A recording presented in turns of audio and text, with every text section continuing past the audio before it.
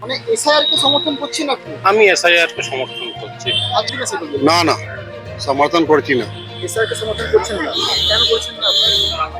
তেমনি আসলে এই যে এসআইআরটা এইটা ভোটার তালিকা তৈরি করার মিথ্যা কথা বলে সরকার নির্বাচন কমিশনকে দিয়ে এই কাজটা করাচ্ছে। সেটা তো বোঝা যাচ্ছে, আর সেটা কোনো ক্রমেই ঠিক নয়।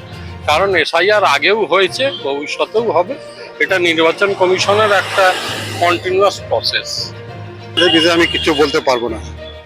দেখুন, আমরা বিহারের অভিজ্ঞতায় দেখেছি যে এসআইআর এ ৮০ লক্ষ মানুষ বাদ চলে গেছে। আমেরিকা যখন এই দেশের ভারতের নাগরিকদের তারা যখন শেকল পরে পাঠালো, তখন আপনি বিরোধিতা করবেন না? অনেক কিছুই তো বলে দেবো না, অনেক কিছু আবার দেয়ও। হ্যাঁ, কাজে আমি মনে করি না এটা বাধা দেওয়ারটা কোনো মানে আইনগত দিক বা কনস্টিটিউশনাল কোনো কারণ আছে।